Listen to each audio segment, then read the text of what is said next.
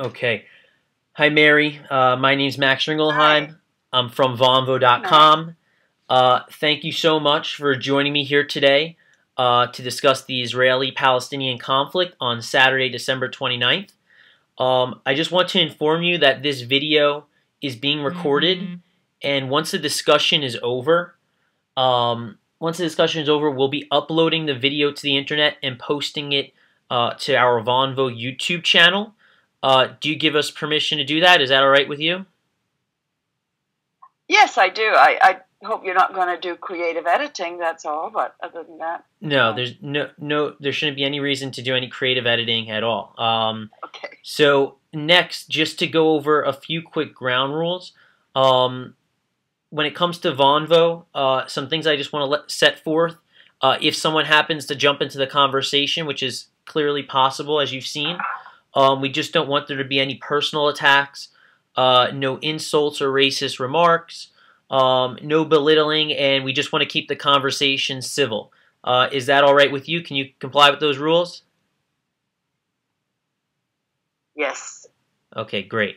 So let's jump right into the discussion then from there. We can move forward.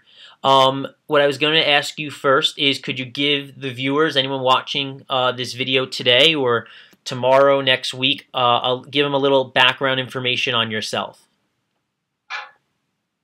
Yes, I was born and raised in England and moved to Canada at the age of 19.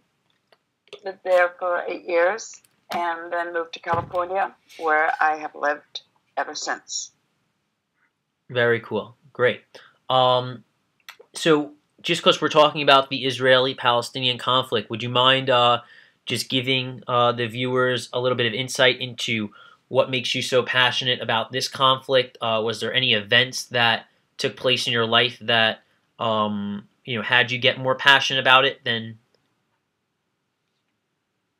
It's a combination of things. I think it's one of those issues that once you put your foot in the water, you just do become very involved and in my case, quite passionate.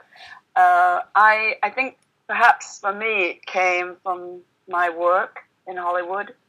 I worked in the motion pictures and television business and production, primarily documentaries, and that's when I was exposed to a lot of history.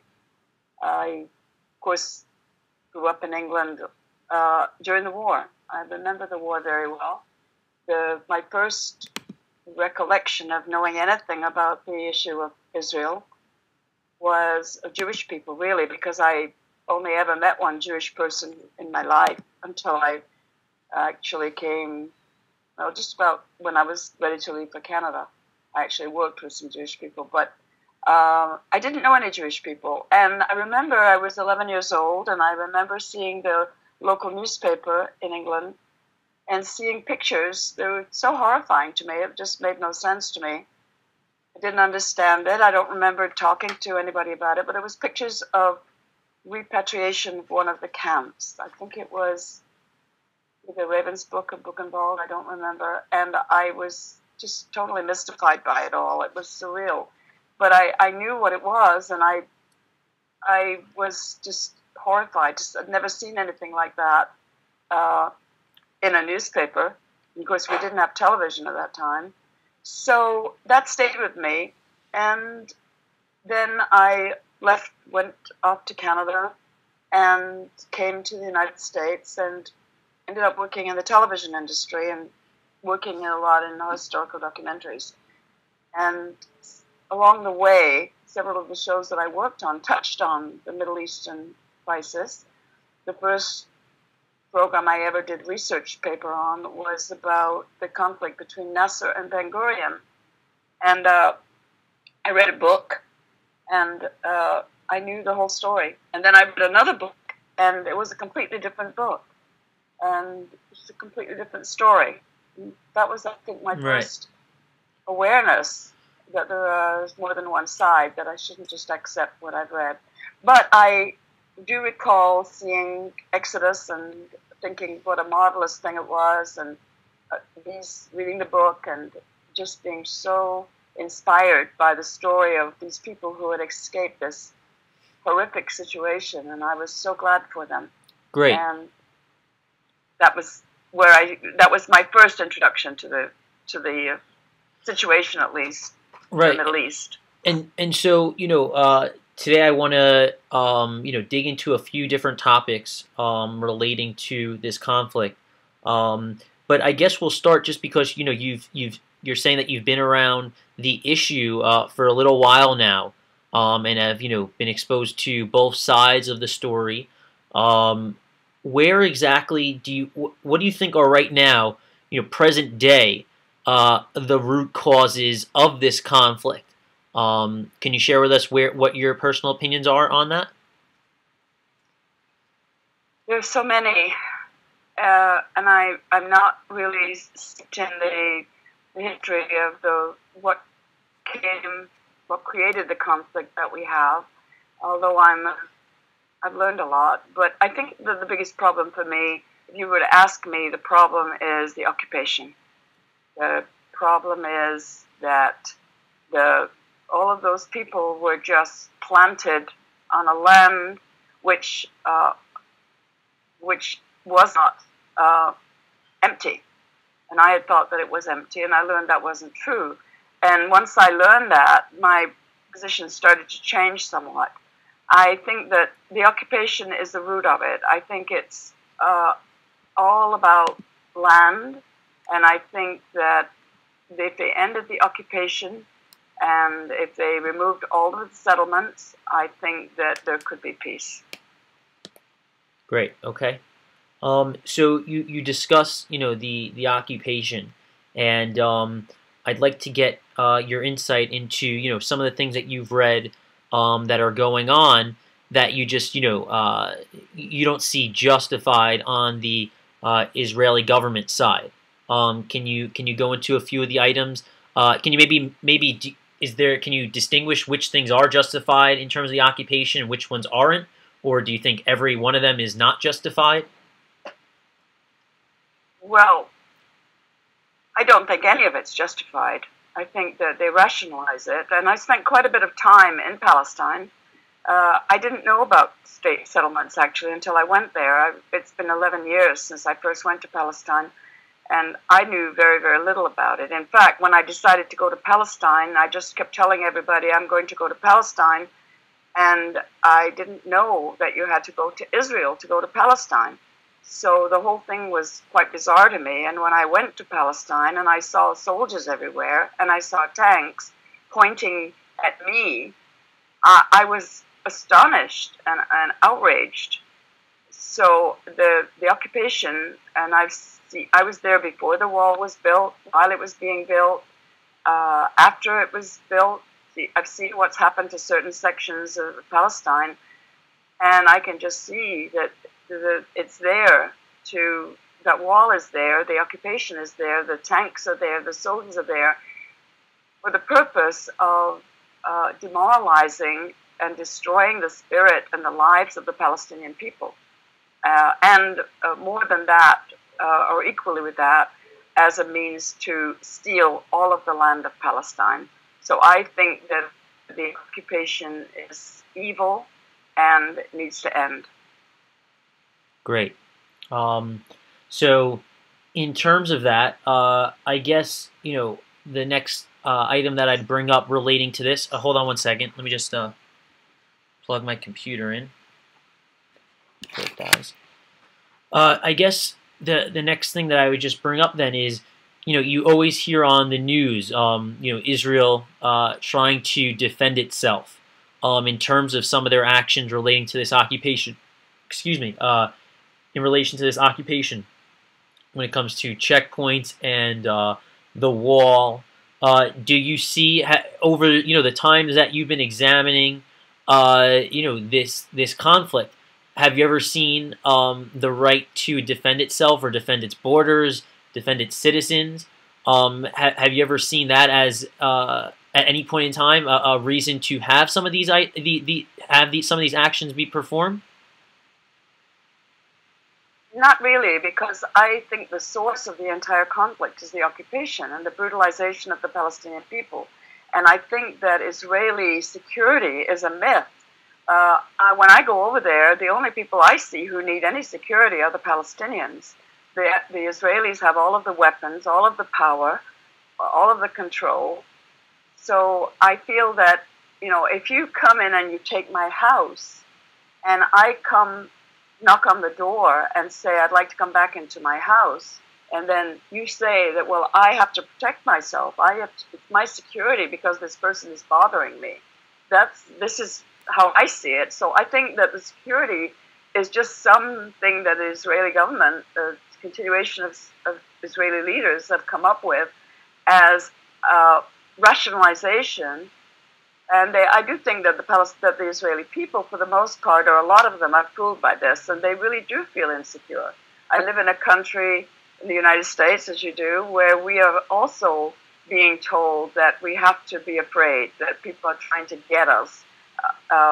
All of the stuff that's gone on after 9/11, I think I'm not saying whether or not it's justified, but it certainly makes everybody feel afraid. Everything now is terrorism. It's domestic terrorism. If some guy beats his wife, it's domestic terrorism. So I think this has been something that's been put over on the Israeli people. I understand that many of them do feel afraid. I think that part of that comes from the fact that it's a racist state and that they learn in school to be afraid of Arabs. So they are insecure. But I don't buy it. I don't think that the Israelis have anything to fear at all. If they would just get out of Palestine, I think that they would find that there wouldn't be anything to fear. I think it would be resolved very, very quickly. Really? So, and okay, interesting. Because you would basically you hear people, and people have come onto Vonvo and expressed their opinion where, like, they think that it's not something that would happen overnight. You just said that you think it would happen pretty quickly. So no, I don't mean it will happen overnight. I didn't mean to say overnight. Right. It would be a process. It would be a process. Okay. There are many issues that have to be resolved. Right. But I think that it would be the first step. Right. So gotcha. So an interesting point that it kind of got brought up earlier this morning on one of the discussions we had. And I guess I'll bring up to you. It's kind of an interesting point to maybe try and dissect. The idea behind the other side of the spectrum saying, and I'm referring to Israel. Israel saying, we don't have a peace partner in the Palestinian people. We don't have, their governmental authorities saying, let's come to the table and negotiate a way to make, to get through this. Do you think that argument has any legitimacy? You could bring up the occupation if you'd like, but I guess I'm just talking about in terms of trying to, let's say, broker a peace deal. Do you think that the Israelis have a legitimate partner to work with at a table to negotiate a peace with? I think they try very hard to avoid discussing peace. I don't really believe there's ever been any sincere interest on the part of Israel in making peace. Whenever leaders emerge within the Palestinian community, the Israelis remove them, kill them, imprison them. After Hamas was democratically elected, Israel proceeded to arrest and lock up 100 or more of the people who had been elected. Imagine if that happened in the United States after the election, if some group came along and just arrested all of these people who had been elected to office. So yes, there is division in Palestine between the different political parties, as there is division in Israel between the political parties, as there is in the United States between political parties. So work needs to be done there. I think, however, that the Palestinians have always been readier for peace than the Israelis have. The issue with Israel is that it talks peace, but it continues to take. And then it says the Palestinians are not willing to compromise. The Palestinians aren't willing to give. And I really like to know what Israel thinks Palestinians have left to give when just about everything they had has been already taken from them. So Israel's idea of compromise is to agree to make painful concessions by giving back a little of what it has already taken from the Palestinians. So I don't buy that at all, that Israel has no partner for peace. I think it's just another one of those stalling tactics that Israel uses to cover up the fact that it doesn't yet have enough of what it wants. Right, and so I guess you just brought up something that has been talked about in the past, the idea behind, let's say, giving back small pieces of land and everything. Just that idea, if we can talk about it for a second. I didn't study history. From all the discussions I've had, I've gotten a better sense of the different, time periods regarding this conflict. And you hear about different time periods where Israel has given up land, such as the West Bank, and most recently it was Gaza, where they took out Israeli citizens. And you look at what's kind of come about from releasing those pieces of land to the Palestinian authorities and to those people. I wanted to get your take on the first question, kind of being like, what was your thoughts when they handed over those pieces of land? What exactly hit your head then? Were you like, oh, maybe they are actually trying to, broker peace here by giving up those lands? And then just a quick follow-up question I would ask you is, most recently with the giving up of Gaza and taking everyone out of their lands, and Israelis would argue we took our people out of that land, and now it's they'll say it's turned into a launching pad for missiles. Do you think that there's been any constructive things that have gone on amongst the Palestinian people after receiving these lands? Well, first of all, to deal with the West Bank, that's a myth. They gave nothing back in the West Bank. They continued to take more. They never gave anything back in the West Bank. But in Gaza, I did not trust Sharon. I was there when this was going on. I was in Palestine at the time, and I saw what was happening. I saw the outrageous behavior of the settlers who were actually attacking the Israeli soldiers who were trying to evict them from the homes where they had been living illegally. They had no right to be there. They were removed, but I don't trust the motive for removing them. I believe that it was a strategic move on the part of Sharon. It was very expensive to protect, in quotation marks, those 8,000 settlers living in Gaza. It was a hindrance to Israel because they had to be concerned about hurting Israelis when they attacked Palestinians in Gaza. They finally did remove them, but I don't think that it was any kind of altruistic move on their part. And they promptly moved them into the West Bank. So they built more settlements in the West Bank. So I and many of my colleagues suspected that Israel's idea, part of Israel's idea in doing that, was that they were thinking that, well, maybe the Palestinians, we'll give them a state, we'll give them Gaza. We'll move all of the Palestinians into Gaza somewhere down the line, and then we'll be rid of the problem, and then we'll get all of the land, because the Gaza's never been strategically important to them. So, no, I didn't think that was, that didn't impress me at all. And what has happened since then has borne out everything that I suspected, which was expanding settlements in the West Bank and attacking Gaza with overwhelming brute force, carpet bombing, using white phosphorus, using things that would have been harmful to any Jews who might have been there. So I think that was deliberate. Right. So I guess if I could ask you, 1 second,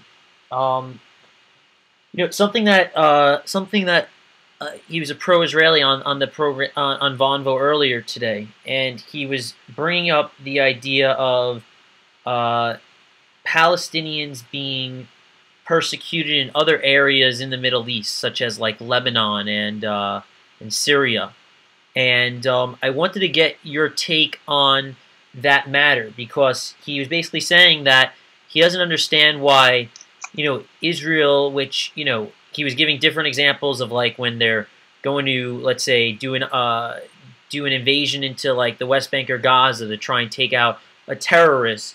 Like they give Palestinians warnings and different stuff like that. And he was trying to justify what they do, what Israel's actions are against the Palestinians. But then he wanted to bring up, and I wanted to get your opinion on it, just the idea of Palestinians kind of being persecuted in other areas of the Middle East, such as Lebanon. He said, like, just recently, over a dozen like families were killed or slaughtered in Lebanon for just living there. And can you give us some insight into, really, is it just in Israel, or are Palestinians as a culture or ethnicity just being persecuted as a whole, or as? I think Palestinians have tended to get pretty short shrift in various places. It's very difficult to live your life for 2 or 3 generations as refugees. However, I really have to smile, because what you're telling me is so typical of pro-Israeli supporters. They try to deflect and divert, and it's this is one of the things that is in the Hasbro playbook, that don't change the subject. Talk about other countries. Talk about Somalia. Talk about everything. Change the subject. Talk about other places where human rights violations are as great or even greater. And talk about Syria. I'm talking about Israel and Palestine. This is my focus. And that is just a device that I think that I'm against any kind of human rights abuses. I do think that Palestinians suffer in other places, but that's got nothing to do with this. So I'm not even interested in going there. Okay. Yeah. Plus, I don't know enough about it, because I spend my time learning about what's going on in Israel and Palestine and trying my best to do something about that. So I'm just one person, and this is my area of interest. So right. That's right. my feeling about that. But I guess in terms of, like, if they were being persecuted in other areas, that's a serious problem that deserves attention. Would you agree, or no? I do agree, and there are people who give that attention. One of the reasons that I'm focused on Israel, however, is that many of these countries where these abuses occur don't even claim to be democracies. Israel claims to be a democracy, when in fact it is not a democracy for anyone who's not Jewish. And so my tax money goes to supporting what I consider to be terrorism against the Palestinian people by Israelis. And so this is why I'm so outraged. And the fact that Israel can masquerade as a democracy, to me, is why we have to keep on speaking out about it. We have to let people know that Israel, under the guise of security, being this, the defenseless little country surrounded by all of these Arabs trying to drive them into the sea, is ludicrous. It's ludicrous. All of those things were just clever little terms made up by Jews, actually, by Israelis, by Zionists. I hate to use the word Jew, because Jews, I work all the time with Jewish people. It's Jewish people who have educated me about this. It's the Jewish voices that are the loudest in defense of the Palestinian people. So I have to say it's the Zionists who have perpetrated this fraud, really. So to me, it's hogwash. And Israel is not a democracy, and that's the issue. Right. Okay, great. No problem at all. Let me see here. Okay, it looks like we may have another individual joining the conversation. Norman, are you there? Okay. I'm going to just leave for 1 second. Norman, do you hear me? Right. Norman, could you say? Okay. Why is it all frozen? Okay. Do you hear me?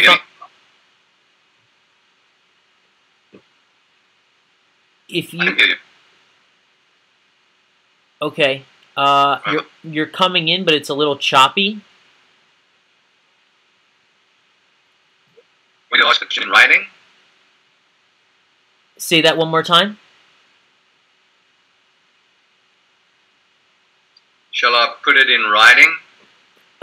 No, you're coming in fine right now. If you click the turn off camera button, I think your audio will come in. It might reduce the lag. Do you want to try that? You see the turn off camera button?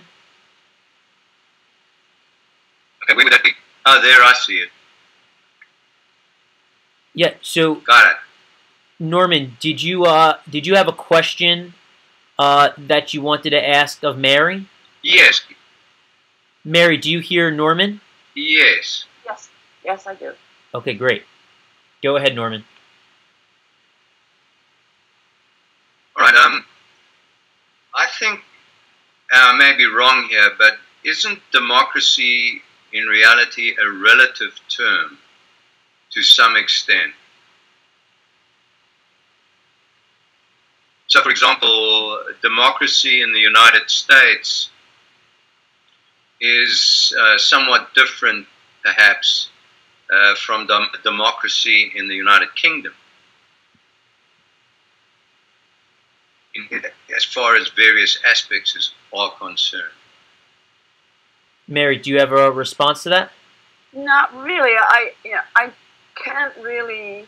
No, I mean, I've lived in England and I've lived in the United States, and I'm not sure what specifically Norman is talking about. To me, democracy, there may be nuances, but for instance, as I said, I don't know what he's talking about. I do feel that perhaps in England, people there were always more content to let the government make decisions for them. And I noticed when I was in the United States that there was this fierce determination to keep government out of people's lives. Whether he's talking about that, I don't know. And there are, of course, some different laws. But I'm talking about the racism. I'm talking about the apartheid which exists in Israel, and that it is actually, well, maybe it's not. I do think it's sanctioned under the law there. I do think that it's allowed. It's not even subtle. But in England, there are laws against it, as there are laws against it in the United States. So that's what I'm really talking about in terms of the democracy, which is, I'm talking about the aspects of treating all of the citizens equally. Norman, did you have a particular... Yeah, could you bounce that off into maybe a particular question on the subject? Well, yeah, let's put some more flesh on it then. Different countries. So when you talk of democracy, you're saying, in fact, Mary, that you're talking more about racism and apartheid. Those are different. Those are different things. So if Israel calls itself democratic, that's one thing. And if we think nuances and I think there's some relativity involved, it may it may well be a democracy at some level. But when you're talking about apartheid, that's a different thing. I do agree. Having come from South Africa, I know all about it. I know enough about apartheid to tell you what that is. And I don't entirely disagree with you, but there are, clearly there are reasons why there is a wall along the Israeli border, and it's protected the Israeli citizenship from being murdered by suicide bombers. Now, if we did away with some of the things that deny democracy in the Palestinian territory, and even in the in Israel itself, we would be talking, I think, about religion, and and the extremes of religion that deny democracy. Because I wonder if you'd agree that religion having a place in a country's laws is a denial of democracy. I certainly believe in the separation of church and state, and I do think that's one of the biggest problems in Israel, is that there's so much division along religious lines. I think that it's much greater factor in Israel than it is in Palestine. So certainly in the West Bank, where I spent a lot of time.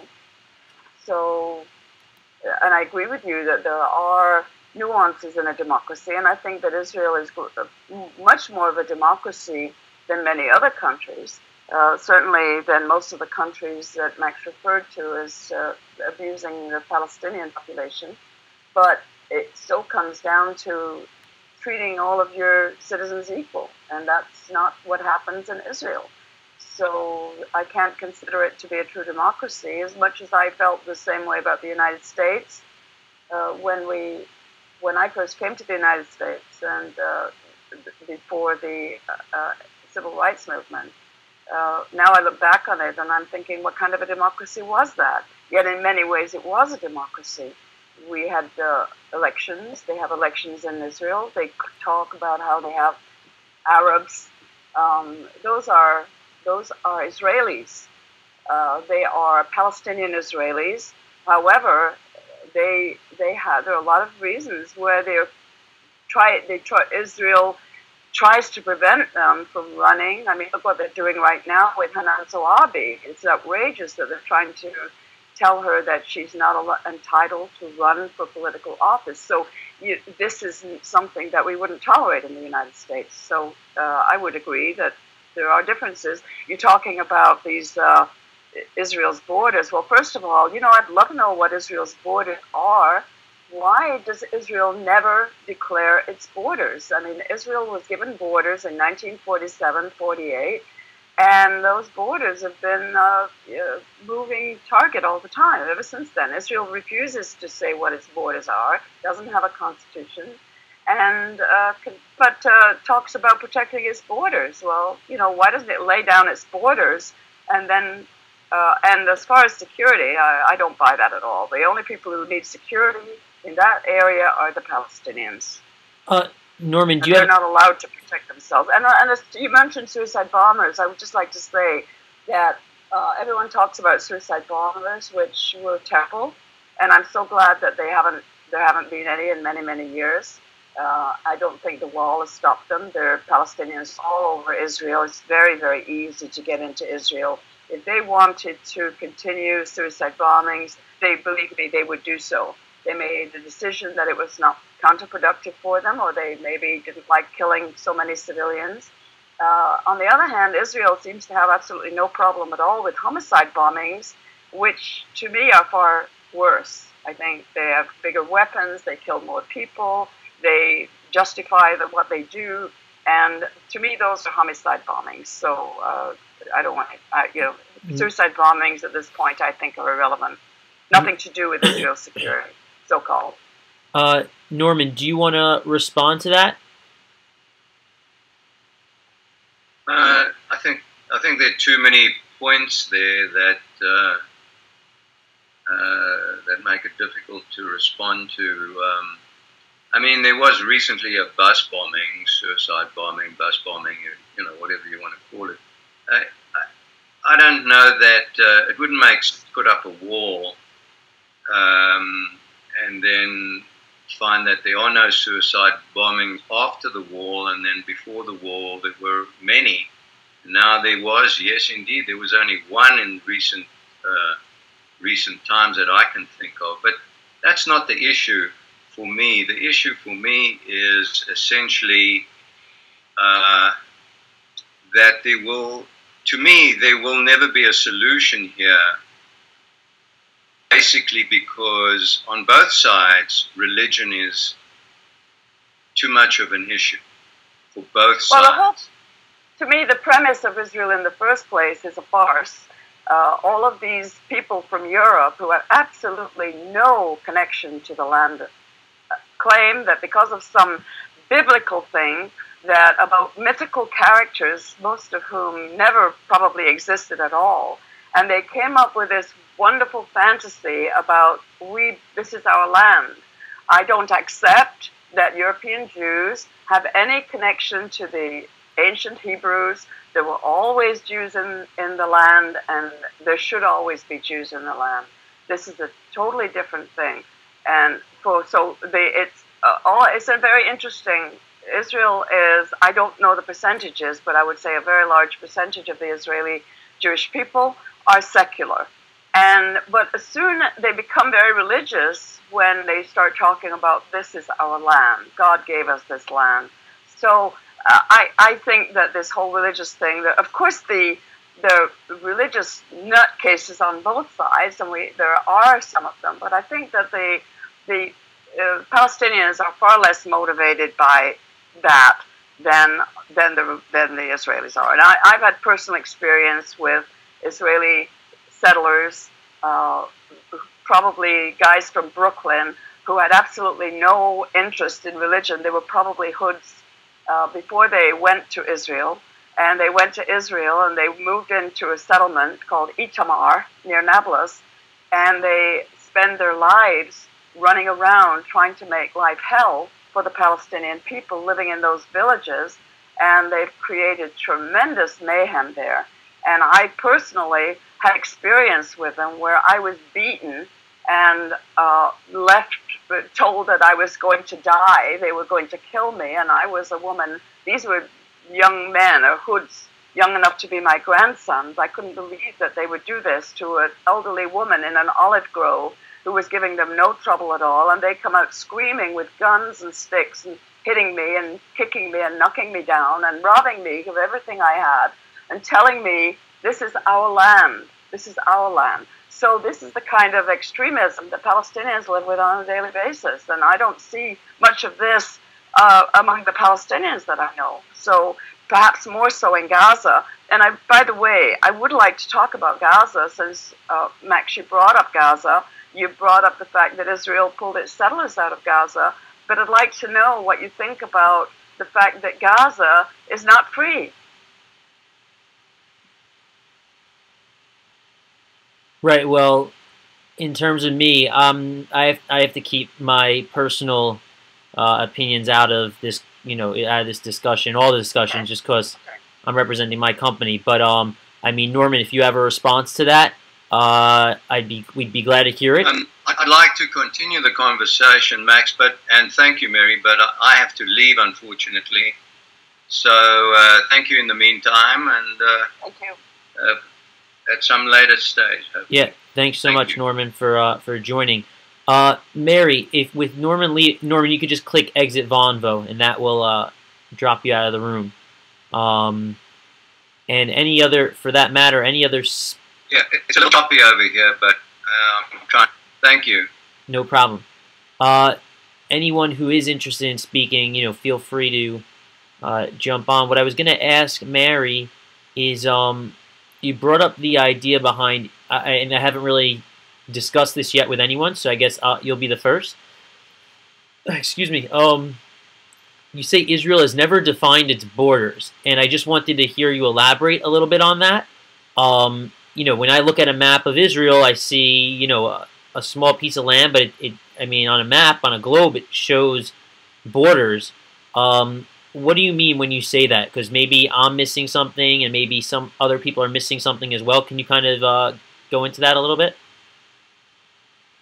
Well, the maps of Israel are constantly changing, and it's very hard to know where the borders are supposed to be on a particular day. The borders that I recognize are the borders as established during the partition plan of 1947-48, and the land was divided into Israel and Palestine. Gaza was connected to the West Bank, and that is what I recognize. Now, if you look at the map today, it depends on what you're talking about. Israel, there's a green line, which is another kind of a mythical line that most people seem to accept. As I said, it always shifts further eastward. The wall seems to have become a new border, and the wall is not even along the Green Line. So the wall snakes deep into Palestinian territory. So how can Israel say that that belongs to Israel? How can Israel claim that those enormous settlements like Ariel, which is a city where I've been to Ariel, and many other settlements, are built completely within the Palestinian territory? Israel raises the flag, calls them Israel, moves hundreds of thousands of its citizens there, subject to Israeli law, not to Palestinian law, even though they're living in Palestine, and went there without any invitation or without permission. So that's what are they? If Israel calls them Israel, but they're way, way, way beyond even the Green Line. So how can you know what is Israel considers to be its borders? Right. No, I mean, I hear what you're saying now. I just wanted to hear your, hear you elaborate on that point, because it was the, I think I've heard people say it before in the past, but I've yet to, hear someone dig deeper into that subject. So that's why I just wanted to ask you about it. And I think that's, sorry, Mike. I'm sorry, I think that's deliberate on Israel's part, because the borders are constantly changing. The borders of Jerusalem are changing. I spent time in Palestinian villages between Jerusalem and Ramallah, which have been there for generations, and they're totally within the West Bank, within Palestine. And Israel now has included them in the wall, and now calls them Jerusalem neighborhoods. So these people, many of these people, they are not Israelis. They have no rights. They're cut off from Palestine. They're living separated from their land, separated from their families, from their hospitals and their schools. They're not entitled to use the ones that are in Israel because they're not considered to be Israeli, but their land has been taken by Israel. So this is a constant thing that goes on. I mean, what's happened in Jerusalem is an absolute travesty. So this is I think the reluctance to declare borders is because, in great part, because Israel changes its borders every day. It's taking land from both sides. From Jordan, it's occupying land from Jordan. So, when you go to, if I want to go to Palestine, there's no way for me to go to Palestine without going through Israel. If I choose to go through Jordan, Israel has taken a strip of land between Jordan and the West Bank so that it controls all accesses to the West Bank, which is why my friends and I decided to take boats and break the siege of Gaza, because there was no way for us to go to Palestine without being subjected to the harassment, humiliation, absolute denial, imprisonment, deportation, abuse, strip searches by the Israelis at Ben Gurion Airport or at the Hussein or Allenby bridges. So therefore we said, okay, we can't go to the West Bank. Let's see if we can go to Gaza, which Israel keeps saying is free. They say that they no longer control Gaza. So we decided that we'll go to Palestine, we'll go to Gaza, which of course is Palestine. Even though you find Israel trying to separate, Israel doesn't want to bother with Gaza. It would like to ship it off to Egypt. As far as we're concerned, there's only one Palestine, and it's Gaza and the West Bank, and they need to be reconnected, and there needs to be access between those two so that people can pass and visit with each other. Right. So just quick question on the, unless I missed something, a quick question in regards to the idea of borders again. What is it that Israel has to gain, do you think, by constantly changing their borders that I'm missing? Because, in terms of you'll hear the other side say, we're giving back land, and I think you agreed before, they took their people out of the Gaza Strip, so they gave back that land, they got rid of it, they don't want anything to do with it. What benefit do you see Israel having by not defining their borders or changing their borders constantly? Whereas on their end, it's less land that they're saying they own. So can you just clarify what exactly. I think they're, I'm sorry, less land that who owns? that Israel is saying it owns. No, they're not. But they're claiming that they own these vast pieces of land in the West Bank. They just have a problem because, unfortunately for them, there's land between those settlements and Israel, and they're trying to figure out how they can take that too, which I think is probably inevitable that they will do that. The dilemma for Israel, which is always from the very, very beginning schemed to take all of the land, between the Mediterranean and the Jordan. They think that all belongs to them. And the problem for them is that they have not figured out a way to get rid of the people. And they've done a pretty good job. They've driven a lot of them out. When Palestinians leave, they try to keep them from coming back. If they have any other passports, that there were Palestinians who left, and as did Israelis, and they got American passports or other passports. Israelis are free to go back into Israel without a problem. But that's not the case with Palestinians. So what right does Israel have to control the movements of the Palestinian people within Palestine? So the dilemma for Israel is, how are we going to get rid of all those people? Because even as they get rid of them, they assassinate, they kill them, they drive them out one way or another. They've done it with God knows how many people they've been able to eliminate one way or another. But they keep having babies. And this is the biggest problem Israel has. I think that this whole idea of two states is a joke. Israel has never, ever been serious about two states, about giving any kind of independence for Palestine.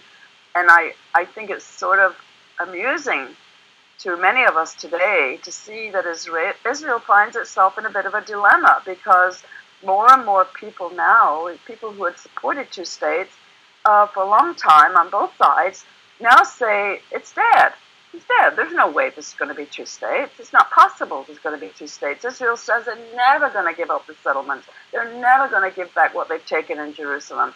Let's just forget the two states. Let's just say, okay, fine, annex the whole thing. Take it all, call it Israel, call it what you want.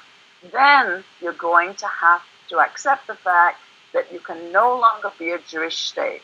So Israel is trying to figure out a way to you to be a racist state, which a Jewish state has to be a racist state.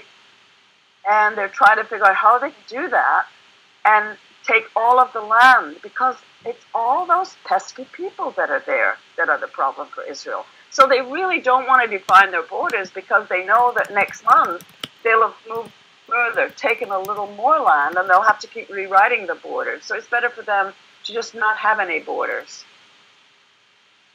Great. I think we might be having another participant name. We might have two. Are you interested in speaking longer, Mary? Just because I think we have a conversation on Israel and Palestine scheduled for 2:30 with a woman, and so I'm assuming she's going to jump into this room since it's still going on. And I think Mahmoud, who is... Yeah, I'd like to stick around because ours was delayed too, so I could stick around for a little bit. Okay, great. And I think Mahmoud, who's inside the room, he was actually on Vonvo earlier today. I think he's asking if he can join the room, and I just told him that he can, and I'm saying it now. Just 1 second, okay? 1 second.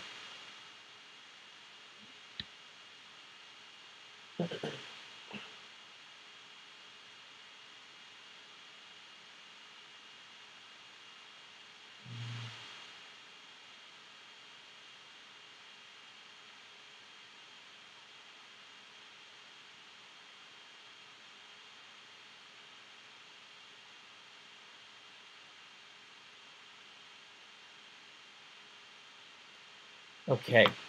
I just wanted to tell the person who's supposed to be speaking soon that they could jump into this room. So I'll wait to hear back from them.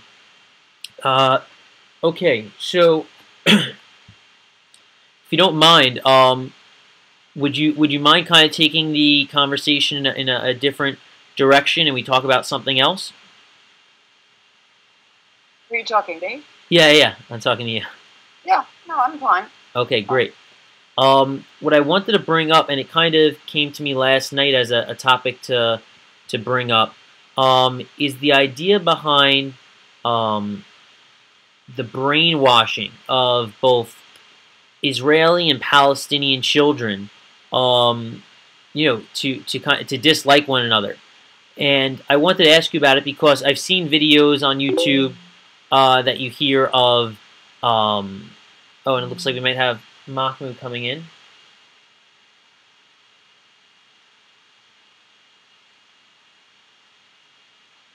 Hey, Mahmoud, how are you?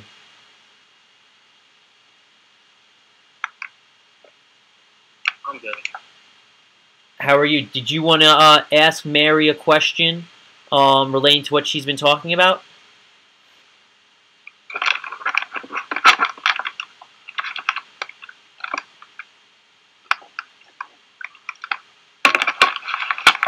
Just a minute.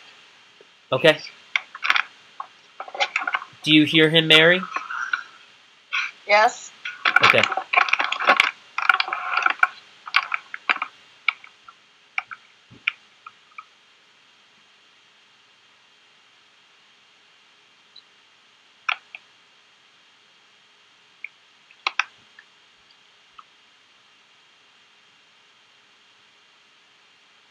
Mahmoud, did you have a question that you wanted to ask Mary?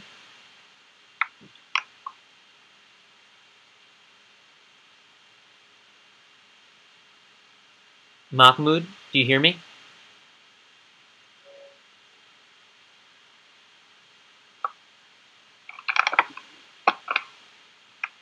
Mary, you don't. Do you? Hello? Yeah, Mahmoud, do you hear me?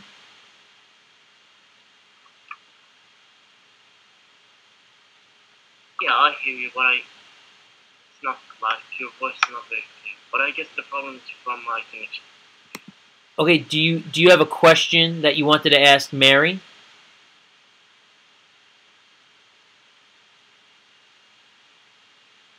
Yes, she was in Gaza Strip. Did the missiles were going out from the civilians area or from outside areas? From Hamas to the Israeli city. Gaza is all a civilian area. Gaza is, like 1.6, 1.7 million people living in a very, very small area. Even as small as it is, Israel has taken another piece of it for its so-called buffer zone. I don't know why it doesn't build its buffer zone on its own land, but that's not the Israeli way. There are no all of Gaza is a civilian area. There are no military bases there. There is no army.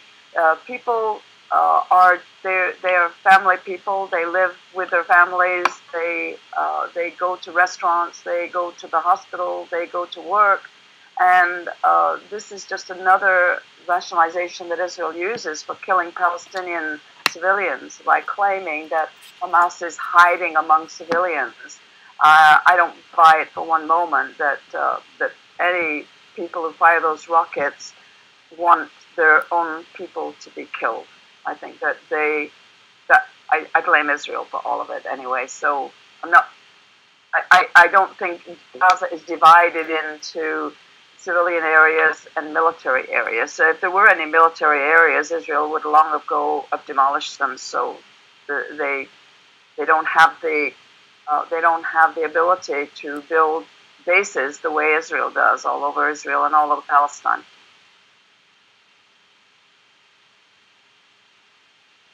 Great. But just to let you know that I'm Palestinian, but I know nothing to just to let you know. All right. Badzine, do you hear? Do you hear me? Badzine, do you hear? Yes, I hear and I see. Hi, Mahmoud. Hi, Mary. Yes, I've exchanged with Mary in the past. How are you, Mary? I'm just fine, thank you. Badzine, do you? It's Batsy. You can call me Batsy. But do you have headphones by any chance or no? No, I'm afraid I don't. Okay. Is that going to make a difference? No, It should be okay. Could you just, do you hear me okay now? I can hear you very well. I can hear everybody. Okay, great.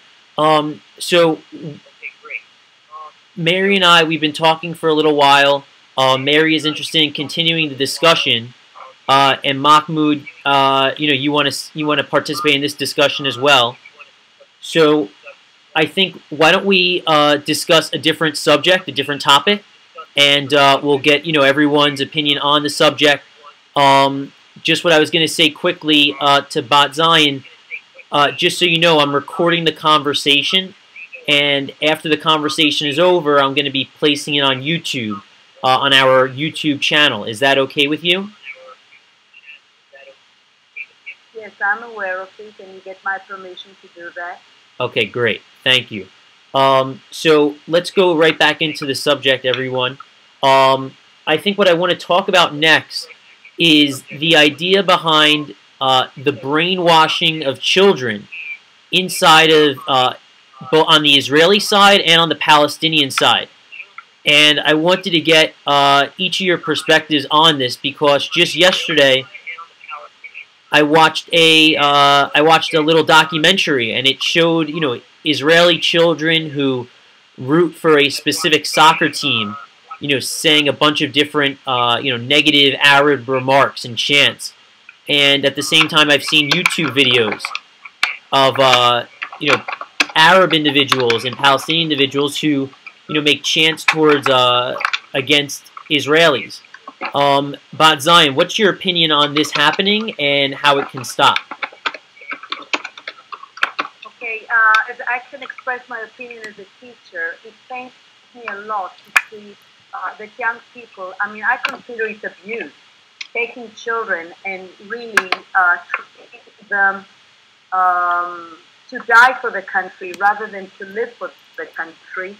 And in the process of dying for the country, killing other people, innocent people, really pains me. I've seen books that are being taught in the Palestinian Authority.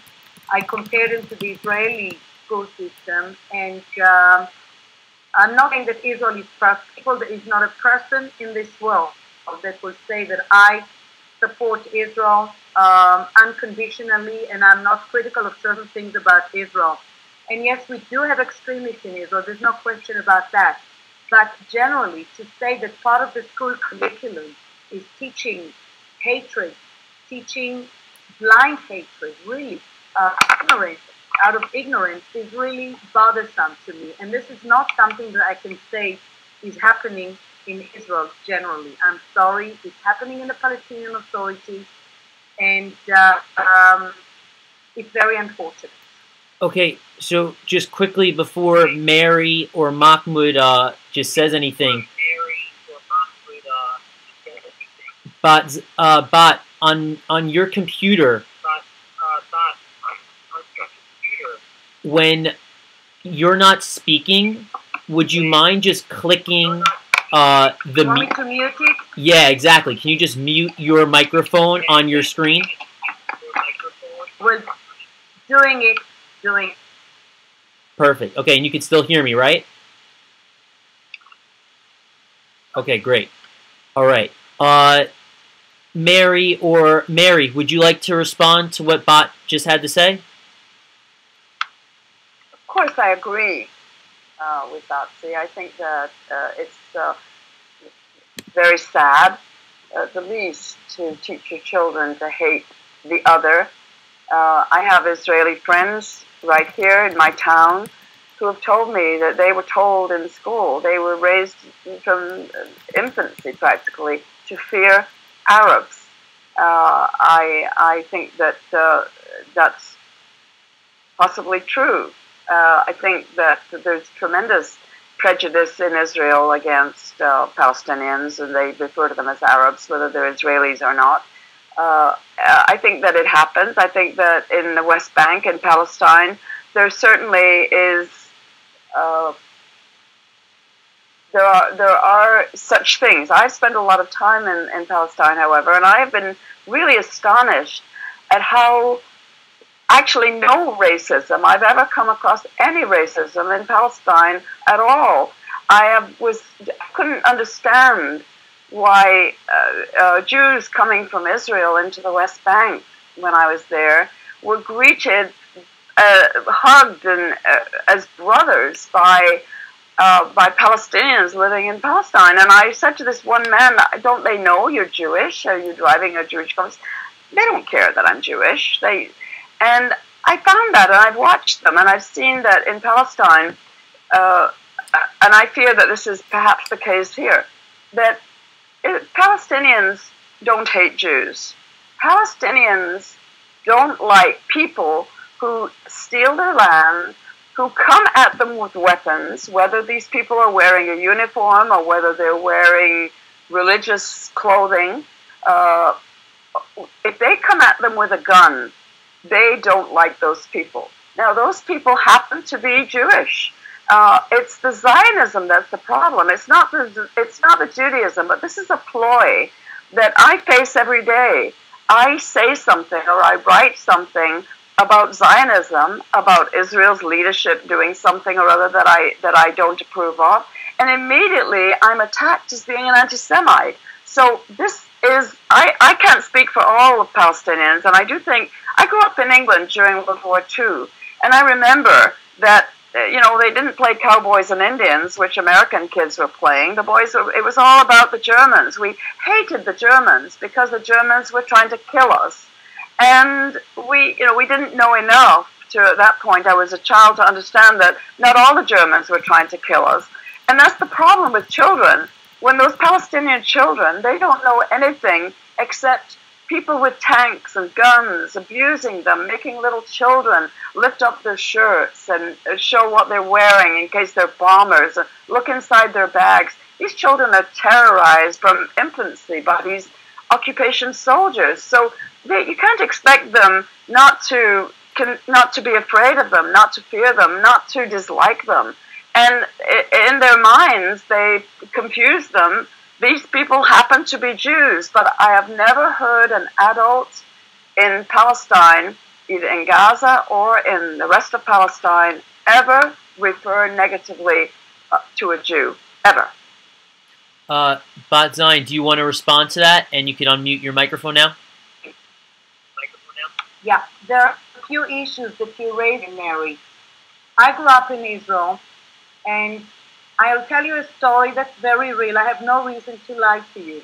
The only reason I pushed my parents to give me swimming lessons at the age of 5 or 6 is because I used to hear the radio announcements coming from Arab countries in Hebrew.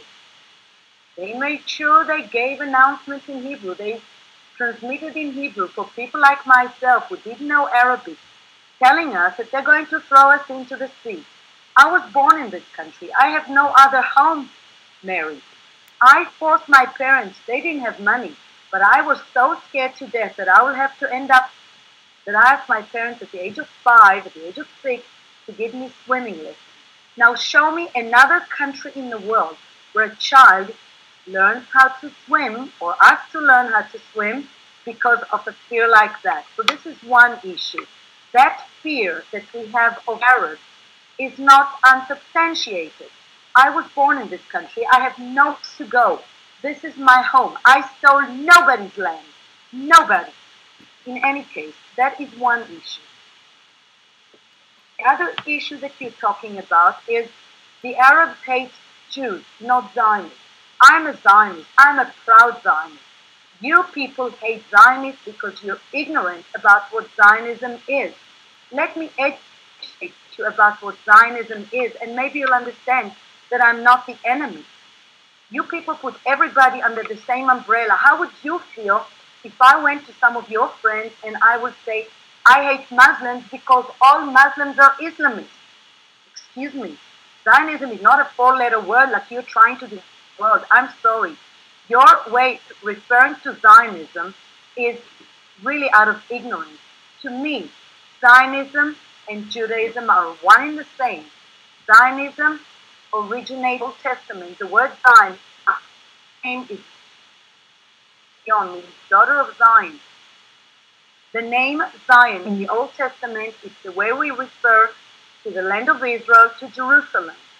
And the Bible is the book of the Jewish people. And Zionism is a movement that calls for a homeland for the Jewish people, for a national home for the Jewish people.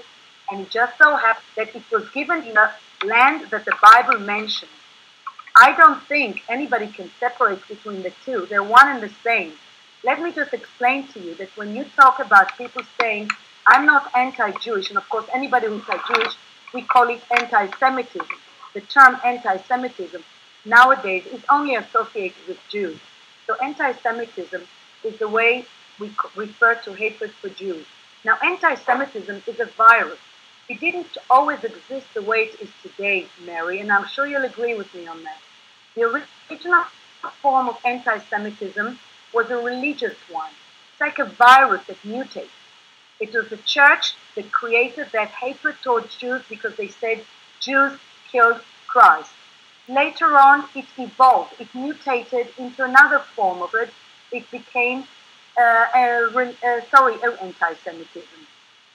Because it and other theories that preceded Hitler perceived the Jews as a race, as an ethnic group, and they started portraying us with big noses, brown eyes. Look at me, I couldn't fit that.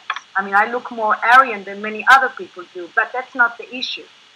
The unfortunate effect that we have nowadays is that anti-Semitism mutated even more. Nowadays, it's a political anti-Semitism, and that is what anti-Zionism is. Right. Go ahead. Just do the mute the camera thing, and Mary, let's get a response from you, and then we will, and then we'll get Mahmoud to kind of give his perspective on what both of you are talking about. My definitions of Zionism, and I know that there are different levels of Zionism. I know that not all Zionists are crazy, rabid settlers beating up all women because they're not Jews. I know there are many Zionists who have this lovely idea about Zionism means having a homeland for the Jews. But my Jewish friends here, the ones who have spent quite a bit of time asking them, how do you define Zionism?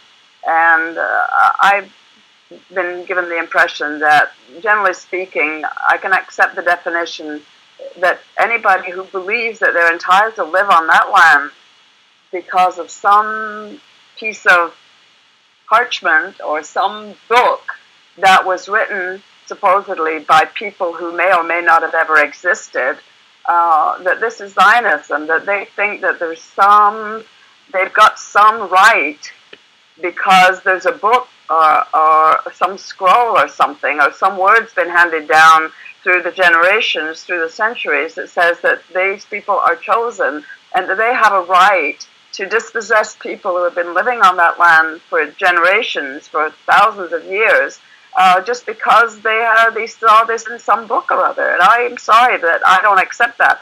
And I also think that, Batsy is entitled to have her own definition of Zionism. I think Zionism is evil. I think it's dangerous. I think that it's one of the most dangerous things around today. It's not a religion. Judaism is a beautiful religion.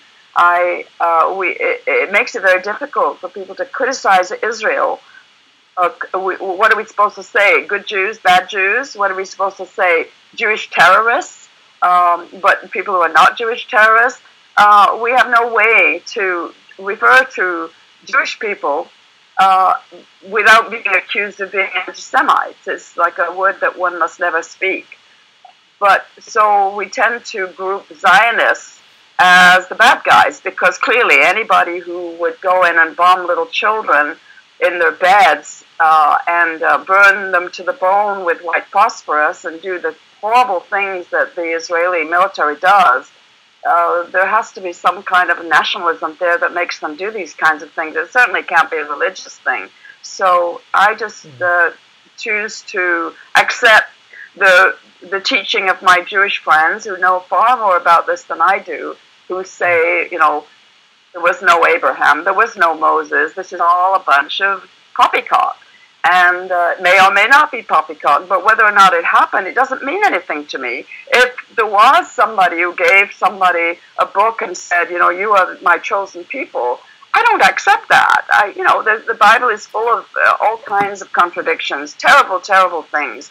And this cherry picking of only those parts of the Bible that somehow back this claim to this land, I think is laughable. You are whatever you want to be. I don't care about your Judaism. I think Judaism is wonderful. But if Zionism means that you are entitled to move to a land that is already occupied of the land, including Jewish people, there are many, many Jews in Palestine today who are Arabs.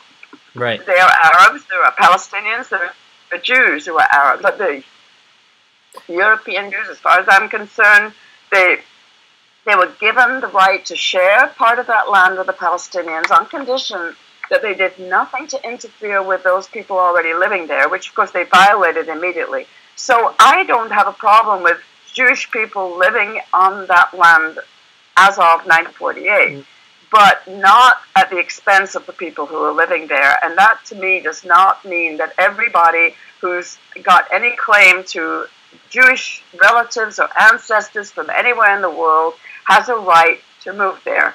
Right. That's my position on that. Mary, and Batzi, can you hold that point? Can we just have Mahmoud make a point quickly? Because I know he was on earlier, and I think Mahmoud, do you hear me? Do you have anything interesting you want to throw out there for both of these women?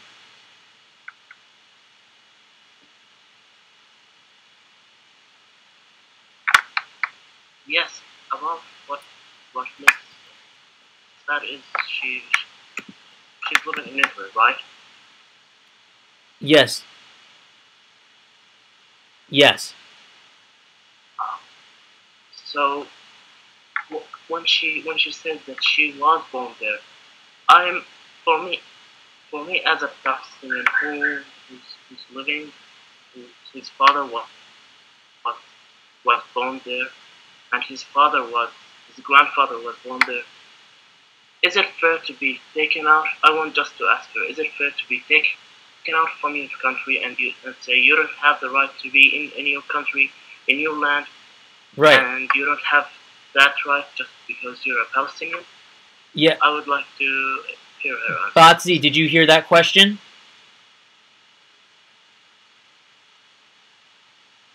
You're asking me if I were born there, if it's my right or somebody's right to take the land from another person who was born there, namely you call them Palestinians, correct? Yeah, that was... Is that your question? Okay. First of all, I just have to refer to Mary's point earlier. Mary, anyone who knows me, and, you know, welcome to find out, I have never, ever, ever used the religious argument as a basis for me being in this country or my parents coming to be here or any other Jewish person. Never. I don't believe in a religious argument. I don't believe that religion has any room in politics nowadays. We don't want to deal with religious ideologies. If I talk about this place being a most logical place for the Jewish people to establish a homeland, I base on historical facts, I base it on archaeological facts, and I base it on legal arguments. I didn't choose this country. The Jews wanted, it was obvious, but it was the international community that awarded the Jews. It was awarded in the Balfour Declaration. Your own British government gave the Jews the right to create a homeland, in Eretz Israel. They call it was the land of Israel, which is also known as Palestine. And I always refer to this place as land of Israel because that's the original name is documented. This place was named the land of Israel before it was named Palestine arbitrarily by the Romans in the year 135 AD. So I will always refer to this place as the land of Israel, and I will also respect your wish to refer to it as Palestine. But I never use the argument of religion as bringing, because that gives the side the right to use their religious argument to talk about, for instance, what mentioned in Quran as the night dream in which the Prophet Muhammad was taken to the remote mosque. No mention of the remote mosque, no mention of where it is, or its name, and it's in a dream. I respect their belief. That's their belief, but they could also use that as an argument for their claim to Jerusalem. I'm not using religion because I don't want the other side to use religion as well. But we have enough, plenty of support, historical, archaeological, and legal to support our being in this place. So, I don't have to refer you to the Balfour Declaration, to the San Remo Accord, to the 1947 UN resolution of November, Resolution 181. There's plenty to support our being here. And the UN is the same organization that by the world. So if the world, Jews have a right to be here, let's respect it. And that goes to you, Mahmoud. You disappeared. Are you around? Yeah. He's there. He just his lag. I think he. Yeah, I'm around, but I turned off the camera because I can't. I guess there's a problem. What? He's there. He just turned off his camera, his audio. Okay. Yes, Mahmoud. To go back to what we said, the Jews, when they made our declaration to establish a Jewish state here, on May 15, 1948, when we declared of a state after the UN voted, and we had a right to establish a Jewish homeland here, and we didn't decide on the nature of this country. We didn't want it to be, we didn't say we want a Jewish land. The UN voted for it. A Balfour Declaration mentioned Jewish homeland. Everybody else referred to it as a Jewish state. So yes, this is the name not given by us. The name given by us was Israel, not Jewish land. Okay? But to go back to your argument, Mahmoud, when Israel was established, we promised in our declaration and our proclamation of independence that we will respect the rights of the other minorities to live in this country. Israel is not okay, but to come and say that Israel dispossesses people. Could you please now, repeat what you said? I'm not talking in Judea and Samaria, because Judea and Samaria are not Israel, not yet at least, and they haven't been annexed and they're not part. I'm talking about the state of Israel.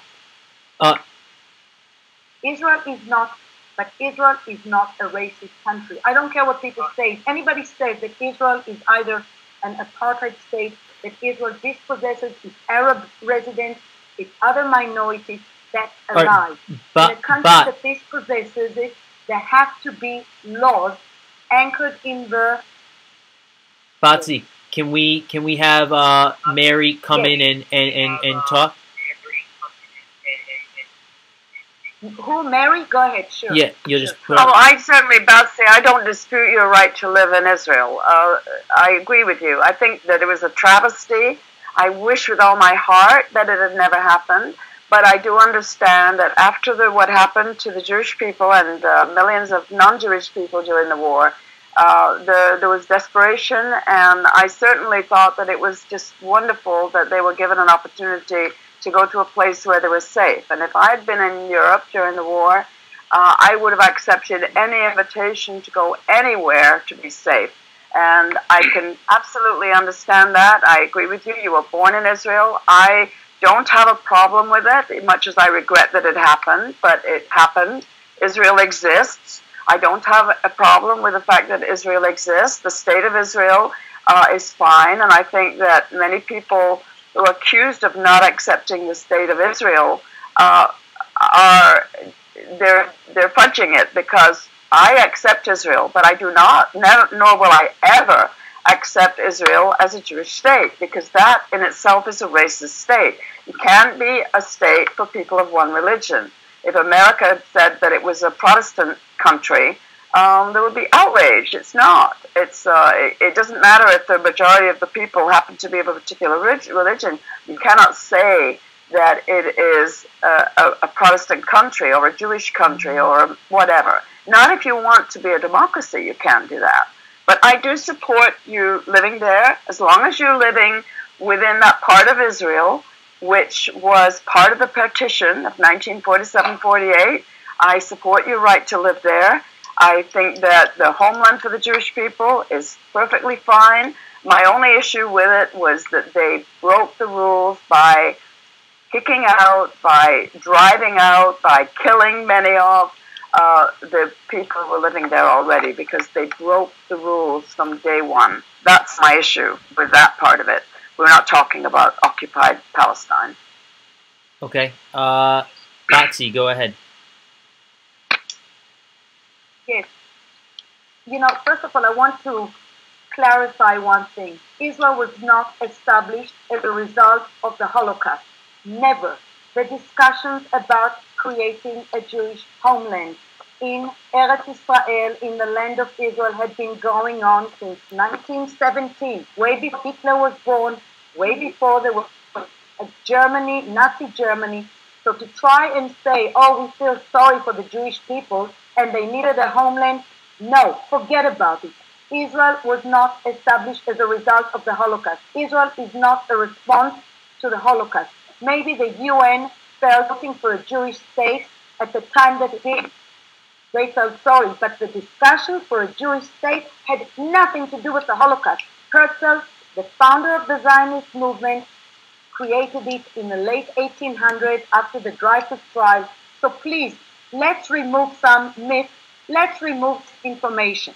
And excuse me, Mary, I appreciate you respect to live in Israel, but you say it in the same breath with saying you regret the decision to create Israel. So you cannot tell me on the one hand that you support my right in Israel, and then you say I regret the decision to create. So let's clarify that. You cannot step on both sides. You cannot sit on the fence. Either you are against the creation of the state of Israel, or you believe that it was a United Nations, a world decision to create a state. Just one more issue that I want to discuss with you. You talked about, I'm trying to remember, I should have written it down, but you were talking about dispossessing people. Oh, no, you're talking about Israel being a Jewish state. Excuse me, you're from Britain. England is an Anglican church. I know the Archbishop of Canterbury. I know the country is Anglican. I, as a Jew, ever come to England and say, wait a minute, that's racism. England is an Anglican church. They have the the Archbishop of Canterbury who decides. Every time I went to dinner with people, I was involved with the House of Parliament and with the House of Lords there. Every time I would go to dinner, the blessings were made in Jesus Christ's name. Did I ever stand and scream racism? Wait a minute, what about respect for me? No, I realized there are Christian countries, there are Muslim countries. Do you complain? Do I hear you complain right now about the fact that today in Saudi Arabia, starting to celebrate Christmas? Wait a minute, did I hear you say that? No, but you're only complaining about Israel being a Jewish state, the only Jewish state in the whole world, when there are 20-some Muslim countries and many, many more Christian countries. Okay. Is that your only problem? Because Israel is the only Jewish state? What a shame. Let's let Mary go ahead and respond to some of the points that Batsy's making. No. Britain is a country for the British people. Saudi Arabia is something else. Saudi Arabia is not a democracy. So there are greater human rights abuses in Saudi Arabia than there are in Israel. There are in China, there are in North Korea, there are in so many countries of the world, many Arab countries, but they are not democracies. So much as I condemn them, they're not accountable. Israel should be accountable. Israel claims to be a democracy, which means that they're supposed to treat all of their people equally. They do not. So you can't compare Britain just because the majority of people in Britain are supposedly Anglican or Protestant. The same thing in the United States. They don't claim to be an Anglican country, a Christian country. Their people are British. Israel claims that it's for the Jewish people. And so I don't accept that argument. I've heard it many, many times, but it's just fudging on the truth. It's just justifying it, and I just don't buy it. Is there anything else, Mary, or?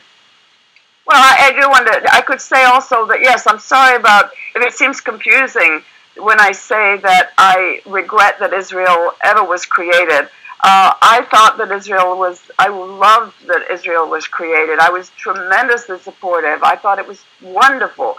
But it's because of what Israel has done to the indigenous people. And don't tell me that you're indigenous, because I don't buy it. The Danes could say, well, and the Romans could say, they've got ruins in England, and they're all over Britain, and the Vikings, and the Normans, and the Saxons, and they all made their imprint there, but they just can't move back there just because they built a few temples there, or whatever it was they built, and built a few roads and walls. It's not their land. There are, however, Danish and German and Italian people living there, and that's as it should be. But I'm not saying that it is what it is. Israel was created, and it exists, and I support Israel's existence. I hope that Israel continues to thrive. Right. I just wish that it would stop doing the wicked things that it does. So Batsy, can you respond to what Mary's issue is that she has with the treatment of the Palestinian people inside of like the West Bank and Gaza? Can you give us she says she has a problem with their treatment, and can we hear from you if you also see a problem with their treatment? You've been in the country for a while. What do you make of how the Palestinian people inside of the occupied territories, how they're treated? What do you think about them? About that? I cannot speak for Judea and Samaria. If they're not part of Israel. I know that right now there is a problem with who owns that land. These are called disputatories, and they are disputed territories, because if you ever look at the legality, Mary, I see you're shaking your head, and I agree, it is a very sensitive issue. I'm not underestimating the seriousness of the issue. Please don't misunderstand me. As a human being, I've spoken to Palestinians. We've tried to create some kind of bridging. I cannot speak for the Israeli government. I'm not a representative. I'm just a human being. And as a teacher, I think I mentioned to you, it's easy to see children suffering, but I really cannot speak about that. I don't hear you complaining about the fact that they sit in, for instance, the leaders have been keeping them in camps all these years. Mary, please tell me, can you point another minority or a group of refugees that have been kept as a political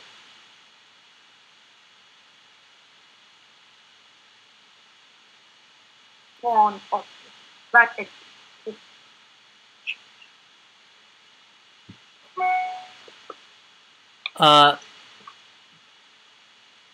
But oh, she just got kicked out. Mary, do you hear me?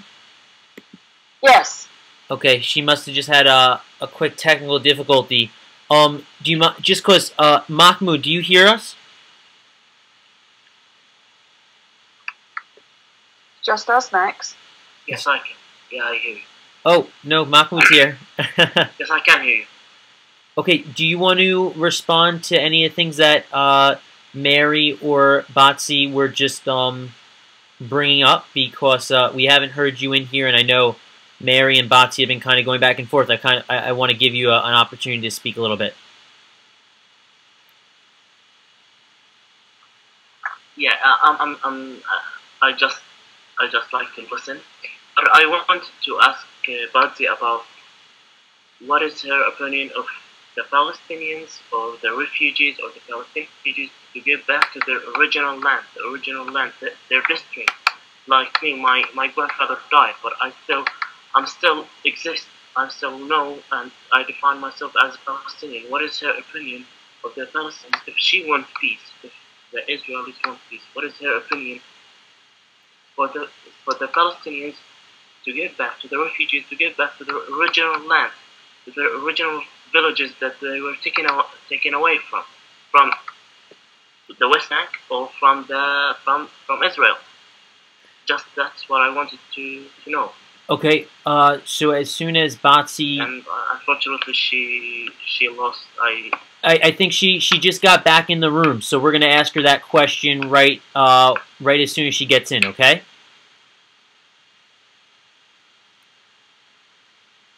Batsy, you can just click Start Speaking, and I see you're in the room.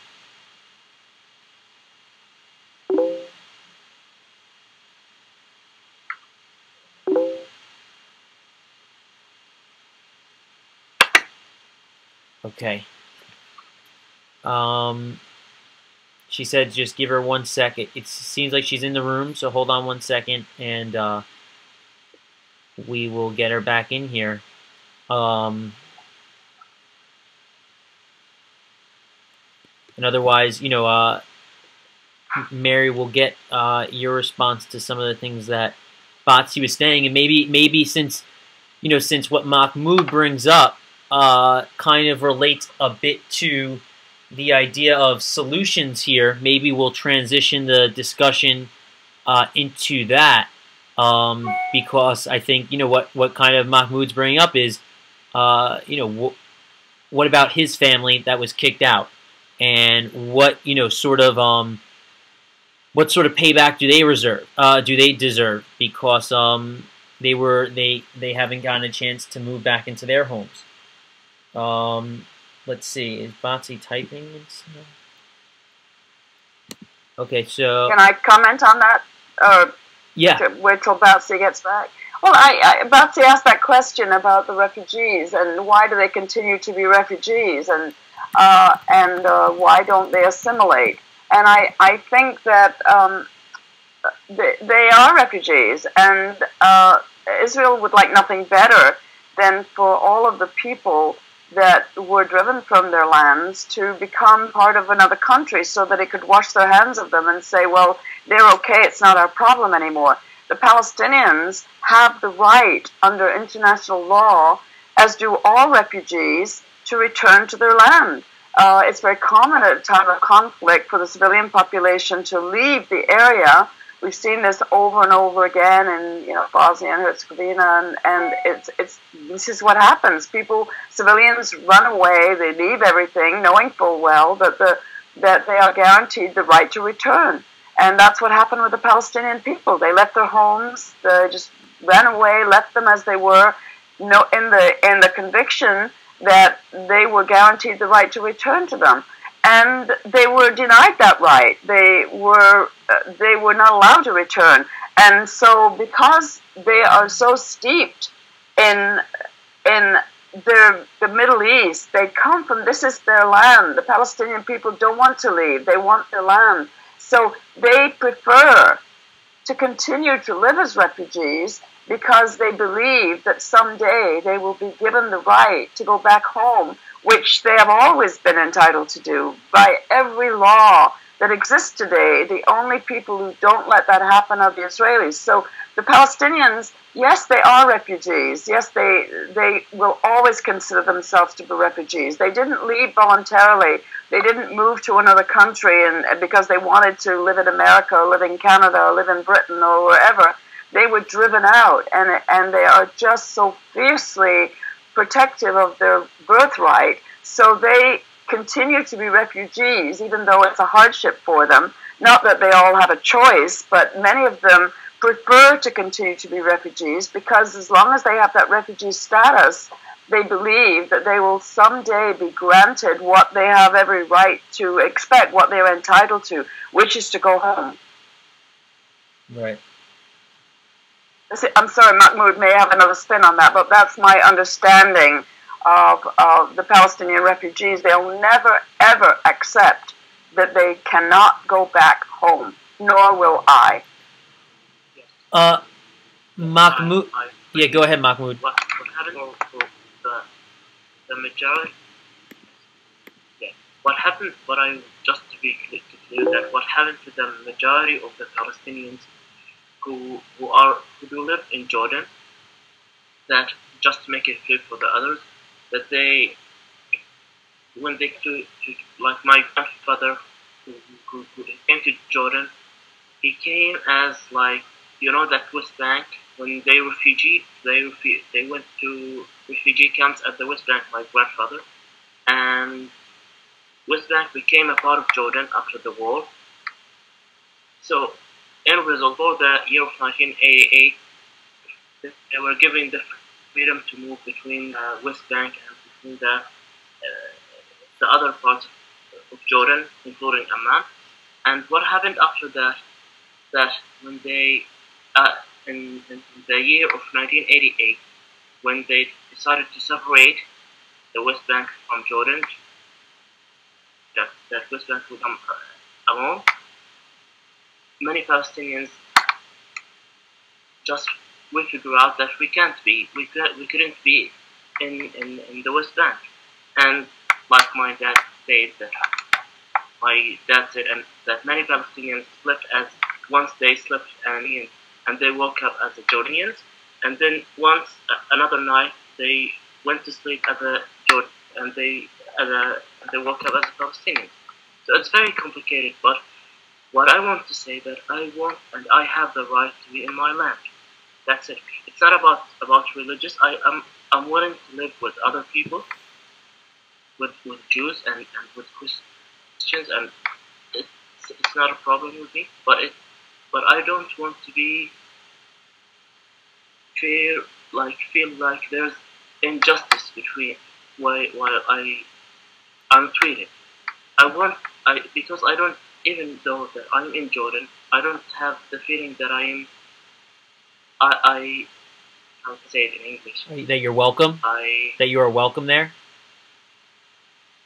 Like I'm from Jordan, like this. Mm. Yeah, that I'm belonging to Jordan. I belong to another part of the world. I belong to Palestine.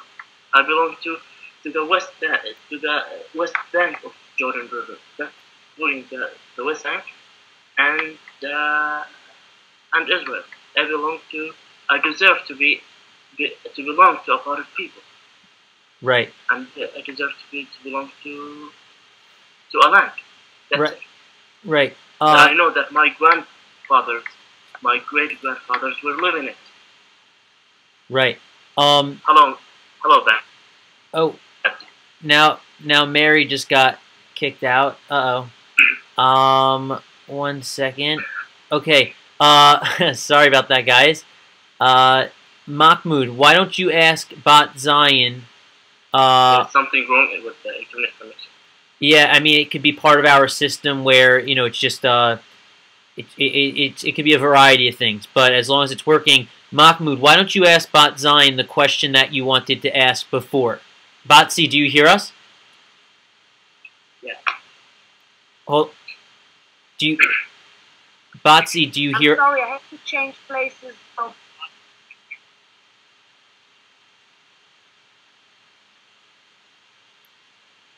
Do you hear us, Botzi? Yes. Oh, okay, so Mahmoud is gonna. I can hear you. Okay, Mahmoud is gonna ask you a question. Yeah. Yeah. Yeah, I just want to ask you, for you as a person who lives in Israel, what do you think of the Palestinian coming back?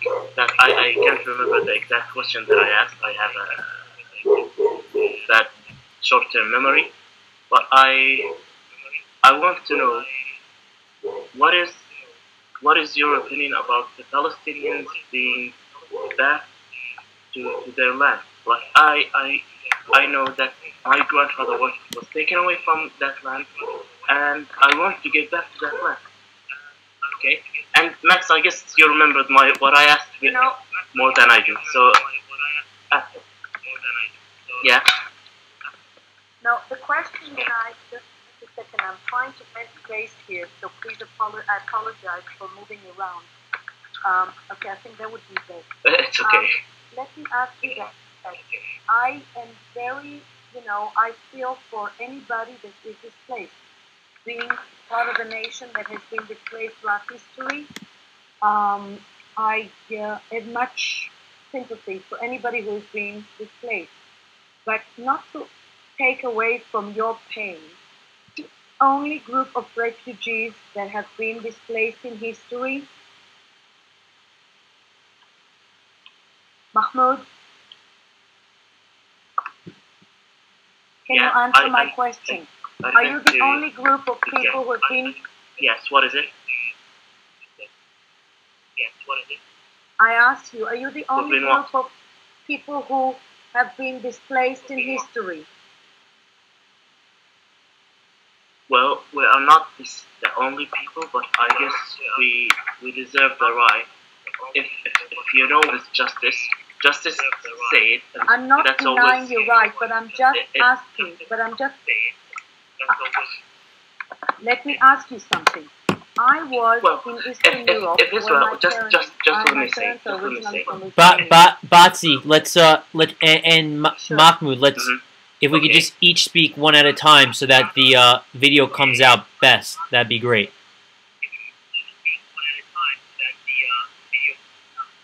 Okay. All right, Mahmoud, say what you were about to say. Mahmoud, go ahead. Yeah, she's okay. We are the only people the only people taken out from our land. That we deserve to be in our land. If you said that Israel is a democratic country, Israel is the only democracy in the world, why wouldn't? What is the problem? What is wrong with the Palestinians? Who's their right? It's their right to be in their land. That's it. If you're saying that Israel is democracy in the Middle East, and democracy it's basically based on what? Based on justice. Do you think that this is justice? So you want to see the democracy that will undermine itself. I promise you, with all due respect to Palestinians or fellow Middle Eastern, whatever, I know one thing. I'm sorry to say, very few among you, if they come and live here, will want us to stay here. No one will ever fool me. I'm sorry. I don't think that if you become a majority here, I will be sitting here and talking to you guys. I don't think so. So you want Israel to stay and in the democratic process, undermine itself and bring to its own demise. No, sir. But I am not going to agree to that. Batsy, If I want to keep Israel a Jewish nation, I want the majority in Israel to remain Jewish, keeping the rights of the people who are here. The people who left deserve a place, but I told you, I went to Eastern Europe where my parents are from. I stood on two pieces of property. The deed in that piece of property is still in my grandfather's name. I could have claimed them, but for living there, what do I expect? To give the key to these people as you people carry the key and take that place? Sorry, history is full of examples of people who have been displaced. Can you imagine if everybody started going back and claiming their home? I'm not here because I'm claiming my home. I'm here because the world gave me a mandate to move here. If the world gives you a mandate to build your own state, who am I to argue with that? Right now, you're arguing with my right to be here on a mandate that the world gave me. I'm sorry, go to the... They gave me the right to be here. I didn't say that you shouldn't be here. Max, did I mention that she or any Jewish shouldn't be here? I didn't say that. What I say that I deserve to be in my land. You say that this is your land, a land for two people. Why should it? Why do you think we can? For me, I'm speaking in my name, in myself, about myself. Why do you think the Palestinians shouldn't be in like in their land? It's my land. That's what I. That's where my house, where I am, was raised. I I deserve to be. And also, UN said that the Palestinians, the refugees, the refugees have the right to be to get back to their land. The only thing that stops them from being back, from stops them to get back, is Israel. It's the government of Israel. What do you have responsible? No, it's also the people of Israel. I'm telling you right now, I don't want you people to move back here. I don't. Why would I want people to move this country and make me and people hate me? People who raise their children to kill me, people who have threatened me from the age that I started understanding things, the age of 5, 6, threatened to throw me into the sea. Why would I be stupid enough to bring them here? Think about it. So, Batsy, my question to you, Batsy,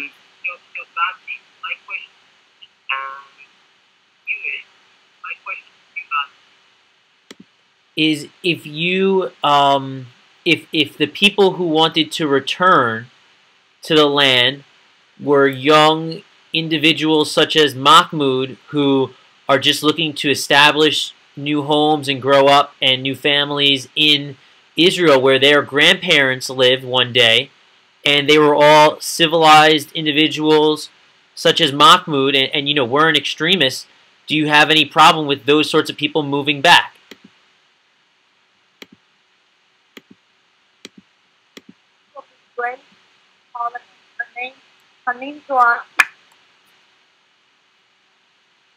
She's a civilized woman. She's an educated woman. She was the first one to go join the Gaza flotilla. She's an Israel hater and demiser. I'm not saying all are. It's very dangerous to generalize. We shouldn't generalize because the same is being done for us. But we are here at the same issue that would be our survival. If we let enough into this country, how do we know who is and who isn't? Do you have a way of checking that out, Max? I personally don't. Well, I guess. But I think it would be interesting. One second.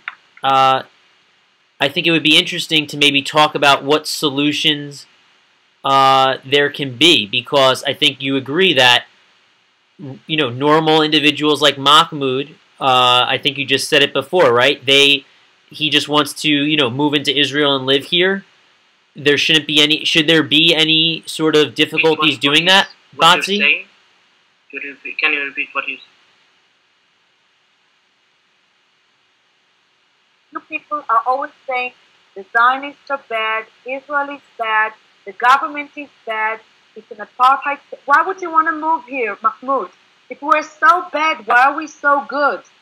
Why are you so desperate to move here if all we hear from your government and from your people and from your supporters like Mary and Greta, how bad we are? Why do you want to move here, for goodness sake? All I hear is how bad we are. Because it's my land. That's only what. Because it's my land. It's my grandfather's land. That's where my grandfather lived. But your land is now controlled. But your land is now controlled by evil, awful Nazis, apartheid people. Why would you, Zionists like me? Why would you want to move here? We will only hurt you. Isn't that what they're telling you?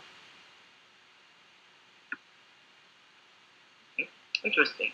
I don't know what do you think I am, or what do you think I get from the media, or from my parents, or from whatever you want I get the information from. But I before that I thought that there might be a kind of solution. But if excuse me, but if there was people who are thinking the same way you're thinking in, I guess it's very hard for a peace. Do you want peace? I just want to ask you. Do you want peace? Thinking, Mary, I do want you're peace because supposed I to want. marry was I just want there and a little I while want to see. ago. I want to see the Palestinians and I want to see the Palestinians. Batsy, do you want to see peace And within? you think I don't want to see the? Do you think I don't want to see next to me? Just a second, just a second. Do you think I don't want to have peace and quiet next to me? Do you think I want the terrorism? Do you think I want threats of God, of Grad rocket, of all the rockets? You think I want that? What makes you? Is it written on my forehead that I'm a stupid idiot? But what I've heard so far in the 10, 15 minutes or half an hour that I've been on this program, Israel is how evil Zionists, like me, I'm a Zionist, how evil we are. Guys, you cannot decide, like Mary was saying, she's happy that there is an Israel, but she regrets the fact that Israel was created. You speak people from both sides of your mouth. On the one side, Israel is evil. Why you want to move here? Because move would put you from the 10th century BC to the 25th century AD. That's exactly why. Israel is the most advanced country in the Middle East. And not because we have the natural resources that all your Arab nations have. It's because we have human resources.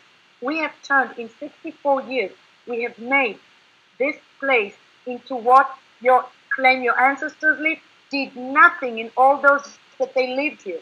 Can they do it then? Why do you want now so hard to stay here when you see what we did? We turned out of this country. Why did you have, if you claim your country for 2,000 years, do anything with it, guys. Mahmoud, do you want to respond? First of that, you're just claiming that. Continue, Max. Well, I guess just the interesting question would be to Batsy. The one thing that I just want to ask you is Max, continue.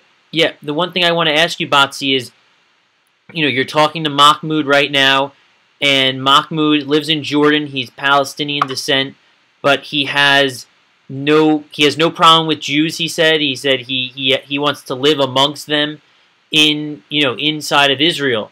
So maybe Mahmoud wants to just participate in this lively, vibrant country that you're saying Israel has turned into.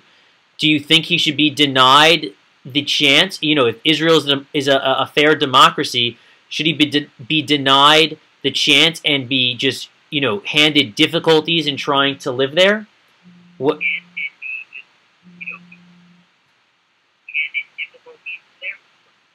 Well, I mean, just to bring, there are Arabs who live in Israel and they're thriving here in Israel. There's no question that there are Arabs in Israel. Nobody can say that Israel is Arab-free. Nobody can say that. We have Arabs and they're thriving in Israel. Just a few days ago, I posted on Facebook, there was an Israeli Arab singer who came in first in a singing. We have an Arab judge who indicted the former president of Israel. We have Arab heads of departments in hospitals. I was treated, my family practitioner is a former, he was born in Palestine when it was still Palestine. So, to say that we are an apartheid state, say that we are discriminatory is not fair. But on the other hand, I cannot take advantage of Israel being a democracy. All dictatorships started in a democracy. And I'm not going to let Israel be one of them. I'm not going to let Israel democracy be a hindrance to my survival. I want this place, my home, to remain my safe home, to remain. There are, they had an opportunity to accept the state in 1947. They rejected it. They want now what they could have had in 1947. You agree with it? They want an Arab, which they could have had then. Show me how many times does life give us second chances? How many times does life allow us to play? Life is not, a dress rehearsal. History is not a dress rehearsal. These people want now, when they realize what Israel was turned into, they want to have a share of the pie. I'm sorry, it doesn't work this way. It really doesn't. We were refugees. My family was kicked out of Spain in 1492. My family was kicked out of England much later and then brought back by Cromwell. Then they moved to Eastern Europe. They were kicked out of Poland and they were kicked out of... Hey, I went to all places. Would I have a right for people to give me back the land? I have to be an idiot to even think that it's feasible. Why are the Palestinians the only refugees in the world, as opposed to the Bangladeshis, to the Kashmiris, to the Indians, to the Pakistanis, to the Rwandans, to the Somalis, to the Sudanese? Why do they think that they're the only ones that history should cave in to their demands? I'm all for giving them a land, but not here. I wouldn't want them back here. If they want, they can have part of the West Bank, whatever they agree with. We gave them Gaza. I was all in favor of giving them Gaza. Let them, there's enough land where both people can live without them having to come and live with us. I'm sorry, I have a right.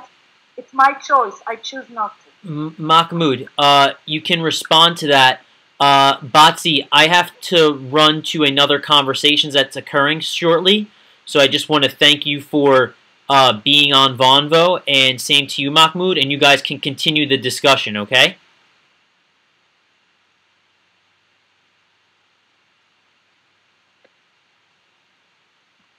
Thank you very much. Mahmoud, would you like to stay and talk? Yes, I will. Thank you, Max. Thank you.